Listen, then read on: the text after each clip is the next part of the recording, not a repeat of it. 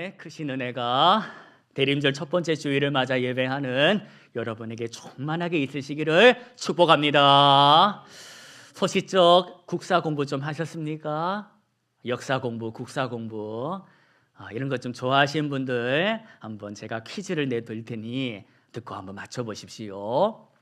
우리나라 최초의 한국 사람이 만든 근대적 신문이 뭡니까? 이 신문은 매일매일 발간되는 것이 아니요 열흘에 한 번 나왔습니다. 그래서 순보라는 이름이 붙었습니다. 한성순보가 맞을 것 같습니까? 안 맞을 것 같습니까? 맞습니다. 이야, 훌륭하십니다. 한성순보라는 이 신문이 열흘에 한 번씩 나오는 신문이었고 우리나라 사람이 만든 최초의 서양식 신문이었습니다. 이 신문이 뭐가 특별한가 하니 여러분 들어보셨습니까? 서력기원이라는 말을 들어보셨습니까? 이 서력기원이라는 게 뭐냐? 이해를 돕기 위해서 말씀드립니다. 오늘은 2025년 11월 30일입니다. 이렇게 표기하는 것이 서력기원입니다. 우리나라에서 최초로 서력기원을 사용한 신문이 방금 얘기했던 한성순보, 그때가 우리나라 최초의 서력기원을 사용한 시작이었다는 것입니다. 그 전까지만 해도 모든 문서에 어떻게 표기를 했냐? 2020 몇 년 이런 게 아니라 조선개국 몇 년, 개미년 몇 월 며칠, 또는 광서 몇 년 이런 식으로만 표기했다가 한성순보에서 처음으로 몇 년도 서양식으로 표기를 했다는 것입니다. 그게 142년 전 오늘 있었던 일입니다. 여러분, 이 서력기원 누구의 탄생을 기준으로 세는 겁니까? 맞습니다. 2025년이라는 것은 주님께서 태어나신 이후로 숫자를 세봤더니 2025년이 되었다라고 하는 것입니다. 그러니 예수님의 탄생이라는 것은 인류 역사상에 있어서 연대를 다시 셀 만큼 그 전까지의 숫자를 다 잊어버리고 새롭게 숫자를 셀 만큼 어떤 일이다? 중요한 일이다. 놀라운 일이다. 위대한 일이라는 것입니다. 오늘 예배당에 와봤더니 또 색깔이 바뀌어 있습니다. 지난주에는 무슨 색깔? 오늘은 무슨 색깔? 왜 바꿨습니까? 절기가 달라졌으니까 바뀐 것입니다. 오늘부터 교회에는 새로운 계절이 시작됐다. 그 새로운 계절, 절기가 무슨 절기다? 대림절이라는 것입니다. 대림절이 되면 교회에서는 전통적으로 대림초라고 하는 특별한 초를 준비해서 밝혀왔습니다. 대림절 첫 번째 주일에는 하나, 대림절 둘째 주일에는 2개, 이런 식으로 성탄절까지 손꼽아 기다리면서 촛불의 개수를 늘려왔습니다. 다음 주에 교회 오시면 몇 개의 불이 밝혀져 있을 것이다? 한번 2개인지 3개인지 다음 주에 와 보십시오. 여러분, 왜 불을 밝힌다고 생각하십니까? 불이 의미하는 게 뭐다? 세상의 빛으로 오신 예수님을 이 촛불이 담아내고 있는 것입니다. 여러분, 이 촛불을 보면서 누구 생각합니까? 예수님 생각. 그래서 이 촛불에 각 이름들이 있는데 이 첫 번째 촛불의 이름이 뭐냐? 소망입니다. 이 촛불의 이름이 뭐다? 소망의 촛불이 지금 예배당을 밝히고 있는 것입니다. 여러분, 우리 주님 약속을 따라서 오셨습니다. 우리 주님께서 성탄하신 것은 기분이 갑자기 들어가지고 오신 것이 아니라 약속으로 오신 분이심을 기억해야 되겠습니다. 우리 애도 맞다고 지금 하지 않습니까? 우리 주님께서는 다시 오실 것입니다. 왜 다시 오시는 줄 아십니까? 그 또한 약속하셨기 때문입니다.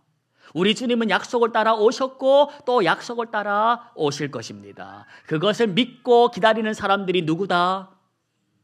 그것을 믿고 기다리는 사람들을 성도라고 하는 것입니다. 여러분 성도이십니까? 주님 오심을 기다리고 계십니까? 우리는 어떤 태도로 기다려야 하는지를 오늘 마주한 본문을 통하여 배우십시다. 이미 알고 있는 말씀이라 할지라도 배우자는 것입니다. 배워서 뭐 하자고? 배워서 살아내자고. 알고 있는 것으로 끝나지 말고 한번 살아보자고. 우리 주님 다시 오실 때까지 어떤 태도로 살아야 하는지를 말씀을 통해 배우고 한번 살아보자는 것입니다. 하나님께서 오늘 대림절 첫 번째 주일날 허락하신 이 말씀으로 저와 여러분에게 은혜의 말씀 주실 줄로 믿습니다. 본문 보십시오. 36절입니다. 36절 함께 합독하시겠습니다. 그러나 그날과 그때는 아무도 모르나니 하늘의 천사들도 아들도 모르고 오직 아버지만 아시느니라. 여러분 읽으신 이 말씀, 여기서 언급한 그날과 그때는 어떤 걸 의미하는 줄 아십니까? 맞습니다. 예수님 오시는 날, 예수님 다시 오시는 날을, 그날, 그때를 의미하는데 성경적인 표현으로는 인자라고 말을 하고 있습니다. 인자. 인자가 예수님을 의미하는 것인데 어려운 이야기 하나 해드리겠습니다. 인자가 뭐냐? 인자는 고난을 통과한 인간의 자리에서 하나님의 최종 권세를 행사하시는 분, 그게 인자입니다. 되게 어렵습니다. 인간의 고난의 자리를 통과한 인간의 자리에서 하나님의 최종 권세를 행사하시는 분. 이 말은 어렵게 했지만 이 인자가 누구다? 예수님이라는 것입니다. 그래서 그 인자이신 예수님께서 하늘의 최종 권세를 가지고 심판의 주님으로 다시 오실 것인데 그때가 언제냐? 그날이 언제냐? 안다 모른다? 모른다는 겁니다. 오직 누구만 안다? 아버지만 안다는 겁니다. 그날과 그때는 오직 하나님 아버지만 정하신다라는 의미인데 여러분 신앙생활 하면서 누군가가 자기는 안다고, 자기는 언제 오실 줄 안다고, 자기 말 들으라고 이렇게 얘기하거들랑 그 소리 듣지 마십시오. 나는 안다고, 나는 예수님 언제 오실 줄 안다고 이런 소리 하거들랑 경계하십시오. 뭐 해라? 경계하십시오. 경계가 뭔지 아십니까? 멀리 하는 건데 어떤 의미가 담겨 있냐? 경계란 선을 긋는 것을 의미합니다. 경계가 뭘 의미한다? 선을 긋는 것을 의미하는 겁니다. 나는 예수님이 언제 온다, 이때다 저때다 하는 사람들이 있다면 그 사람하고 뭘 그어라? 선을 그으라는 겁니다. 관계의 선을 그으라는 겁니다. 그래서 저 사람이 이쪽으로 넘어오지도 말게 하고 내가 그 짝으로 넘어가지도 않게끔 조심하라는 것입니다. 여러분 분명히 성경은 얘기합니다. 그날과 그때는 누구만 안다? 아버지 하나님만 안다. 아들도 모른답니다. 아들도 모른다라는 말은 진짜 몰라서 모른다가 아니라 그날을 정할 권세, 그날을 정할 권한은 하나님 아버지께 드렸다라는 것입니다. 오직 하나님만 아는 건데 누군가가 나타나가지고 내가 안다고 하면 그 사람이 곧 하나님이라는 소리와 똑같으니 그런 사람과 관계하지 말고 어째라? 경계하십시오. 여러분 기억하십시오. 우리는 그날과 그때가 언제인지 모릅니다. 모르는 건 모르는 겁니다. 그러나 그날을 우리가 어떤 태도로 기다려야 하는지는 주님께서 말씀해 주셨기 때문에 그건 우리가 보고 듣고 읽으면 안다는 겁니다. 여러분 오늘 주님께서 반드시 그날은 있는데 그날 내가 어떤 태도로 그날을 맞이해야 하는지, 그날을 내가 어떤 태도로 준비해야 하는지를 오늘 비유를 통해서 말씀해 주셨습니다. 그 비유가 뭐냐? 예수님께서 드신 비유가 뭐냐? 노아의 홍수 이야기를 예수님께서 비유로 드시더라는 겁니다. 37절을 보십시오. 노아의 때와 같이 인자의 임함도 어쩌다? 그렇다는 겁니다. 노아의 그때와 같이 인자도 그렇게 오실 것이라는 겁니다. 38절을 보십시오. 38절 눈에 보시면 홍수 전에 노아가 방주에 들어가던 날까지 이 사람들이 어쨌다는 겁니까? 이게 뭘 의미하는 겁니까? 사람들이 먹고 마시고 장가 들고 시집가고 했답니다. 이게 뭘 의미하는 겁니까? 아주 일상적인 삶을 살았다는 겁니다. 먹고 마시고 시집가고 장가가고 일상적인 거 아닙니까? 아주 일상적인 삶을 살았다는 겁니다. 언제까지 일상적인 삶을 살았냐? 39절을 보십시오. 39절에 보니까 홍수가 나서 그들을 다 어쩌기까지? 그 지경이 될 때까지 이들은 깨달았다 못 깨달았다? 깨닫지를 못했다는 겁니다. 여러분, 예수님께서 노아의 홍수 이야기를 오늘 해주시는 이유가 뭐냐? 인자의 임함도 이와 같을 것이라는 겁니다. 그날이 되고 그때가 되어도 사람들은 그날이 오늘인지 그때가 지금인지를 안다 모른다? 모른다는 겁니다. 깨닫지를 못할 거라는 겁니다. 어떻게 그럴 수가 있을까? 어떻게 그날이 됐는지는 모를까? 그걸 어떻게 모를 수가 있을까? 라는 생각을 하고 계시는 여러분들을 위해서 예수님께서 뒤에 다시 예를 들어서 말씀을 해주십니다. 어떤 예시를 듭니까? 40절을 보십시오. 40절, 41절 눈에 보실 때에 제가 읽어드리겠습니다. 그때에 두 사람이 어디 있음에 한 사람은 어쩌고 또 한 사람은 어째? 또 이번에는 여자가 둘이 있는데 뭐 하고 있답니까? 이번에는 한 여자가 어쩌고 또 한 사람은 어쨌다? 이게 뭘 의미하는 겁니까? 아무도 그날인지 모른다라는 겁니다. 그날이면 밭에 나가 일할 겁니까? 그날인 줄 알면서도 저녁밥 차리려고 맷돌 갈겠습니까? 모른다는 겁니다. 오늘이 그날인지 지금이 그때인지를 모른다. 그러니 일상을 산다는 것입니다. 밭에 나가 일하는 사람은 오늘도 나가 일하고 밭에 나가서 일할 사람이 아니라 식구들을 위해서 밥 준비하는 사람은 그날도 밥을 준비하고 있을 거라는 겁니다. 미리 알지를 못한다. 미리 하다면 누가 그렇게 하고 있겠습니까? 기도부터 하고 있고 옷부터 갈아입고 지난 잘못 있으면 다 회개하고 있지. 저와 여러분도 우리 주님 다시 오실 때에 오늘이구나, 지금이구나, 이걸 안다 모른다? 모른다는 것입니다. 확실한 거 이거 하나, 반드시 그날은 있다 없다? 있다는 겁니다. 오늘이 그날인지 내일이 그날인지는 모르지만 반드시 우리 주님 다시 오신다. 그런데 그날에 비유로 드신 말씀 보니까 한 사람은 데려감을 당하고 한 사람은 버려둠을 당한답니다. 누가 데려감을 당하고 누가 버려둠을 당할까? 여러분은 데려감을 당할 것 같습니까? 여러분은 버려둠을 당할 것 같습니까? 이 질문에 여러분의 생각을 좀 교정하는 말씀을 한번 먼저 드리겠습니다. 여러분 다 신앙생활 오래들 하신 분인 줄로 압니다. 그러다 보니까 들어가 있는 생각, 데려감이 좋은 거다, 데려감이 나쁜 거다? 데려감이 뭐 하는 거다? 데려감이 좋은 거라고 생각하고 계시는 여러분들께 그 생각이 아니라고 말씀을 드리는 겁니다.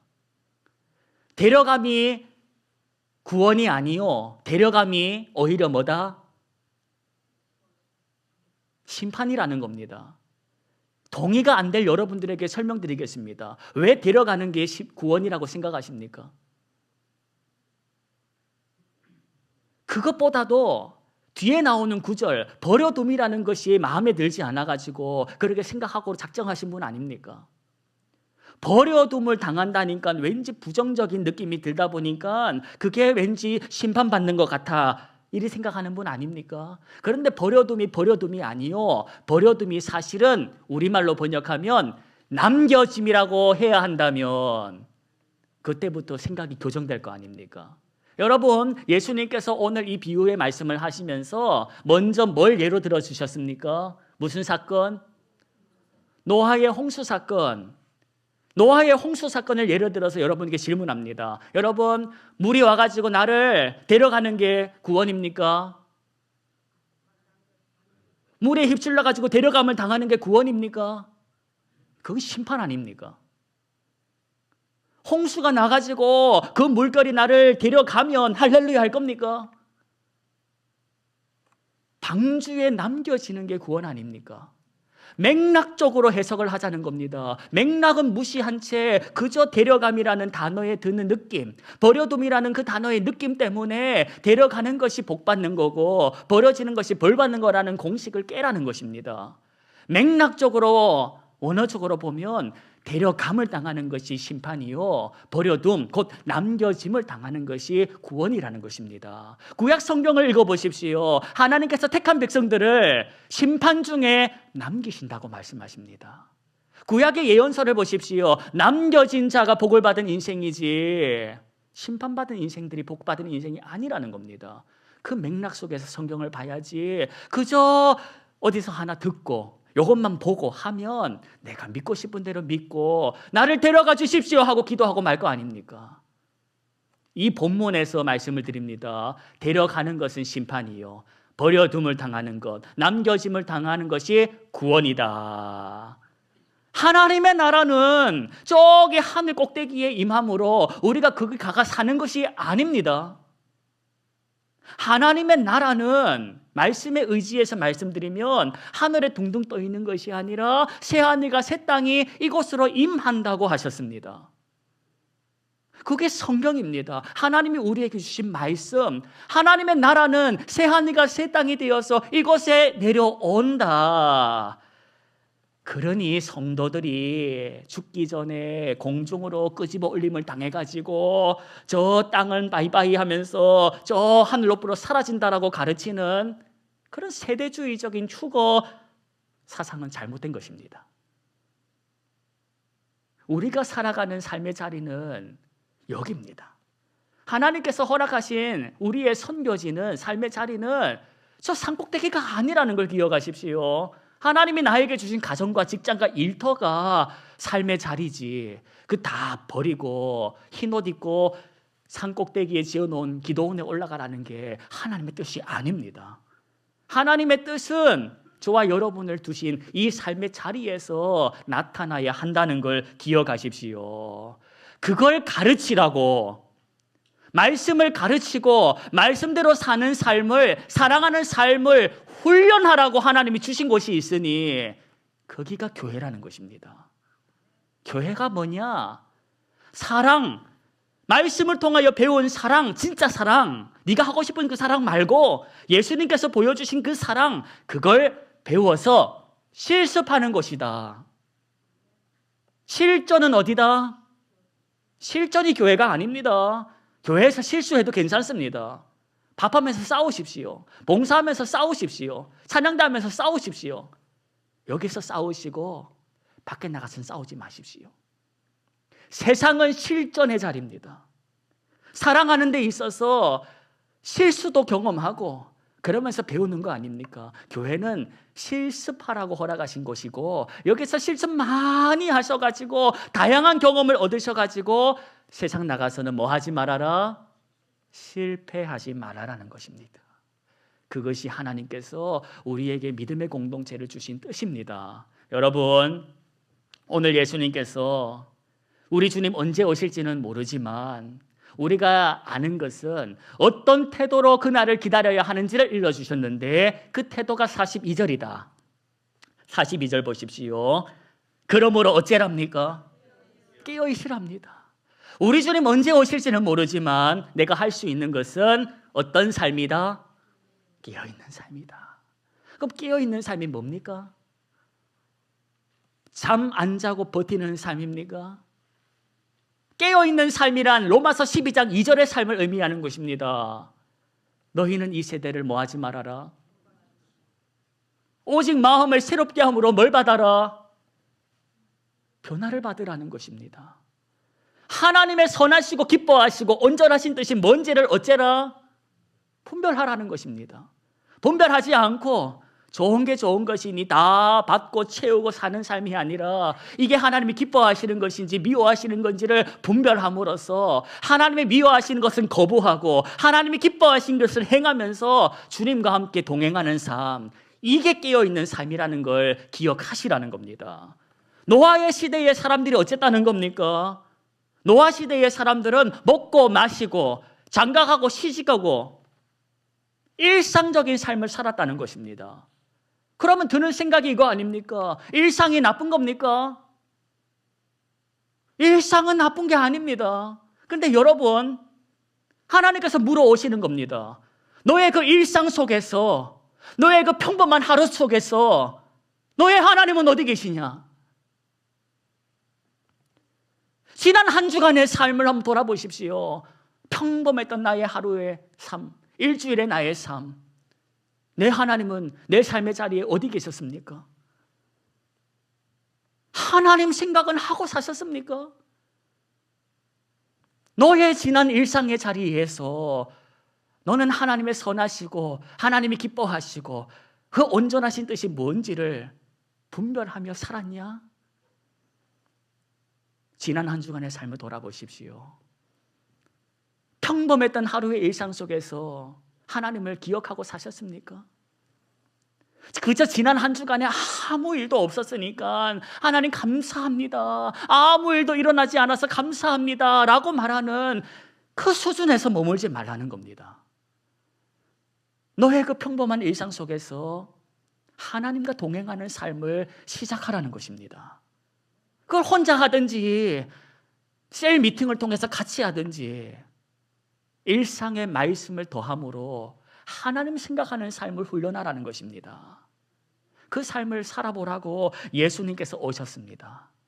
예수님께서 오셔서 열어주신 그 길은, 그 생명의 길은 말씀과 함께 동행하는 삶으로 살아내는 것입니다. 여러분, 내일부터 몇 월입니까? 12월 1일입니다. 너의 하나님은 어디 계시냐 하고 물어오는 음성에 대답을 준비하는 삶을 시작하십시오. 일 터져야 기도할 겁니까? 일 생겨야지 그때 하나님을 찾을 겁니까? 그 수준에서 머물지 말라는 겁니다. 하나님은 저와 여러분을 괴롭히고 싶으신 분 아니십니다. 그러나 땅바닥에 코 박고 사는 꼴은 두고 못 보시는 분이십니다. 내가 너에게 준 시간은 사랑하라고 주었지 너가 전에 하던 짓을 계속 하라고 준 게 아니라는 겁니다. 너가 바벨탑 쌓을 때에 내가 흔들었잖아. 정신 차려야지. 왜 여전히 건강이 회복됐다고, 가정이 회복됐다고, 가게가 회복됐다고 왜 쌓던 바벨론 탑을 쌓으려 하니? 사랑하라고 주신 시간, 사랑하는 일에 힘써야 하는데 그 사랑이라는 것이 쉬운 게 아니더라. 하나님을 생각하고 사는 삶이 자동이 아니더라. 세상은 저와 여러분을 땡땡이를 돌립니다. 하나님을 생각할 안중도 주진 않습니다. 그러니 몸부림을 쳐야지. 내 일상 속에 내 하나님을 도둑질 당하지 않도록, 하나님을 잊어버리지 않도록 몸부림을 쳐야지. 교회가 그거 하라고 셀미팅 엮어드린 겁니다. 일상 속에 말씀을, 묵상을 더하시라고. 저와 여러분의 평범한 일상 속에서 묵상을 더하는, 하나님을 생각하는 그 삶을 시작해보자는 것입니다. 그럴 때에 일상의 묵상을 더할 때에 주시는 하나님의 큰 은혜와 위로가 있을 줄로 믿습니다. 기도하겠습니다. 하나님 아버지, 노아 시대의 사람들 먹고 마시고 시집가고 장가들고 그렇게 일상을 살았습니다. 그들의 삶과 나의 삶이 뭐가 다른지를 돌아보게 하시니 부끄러울 뿐입니다.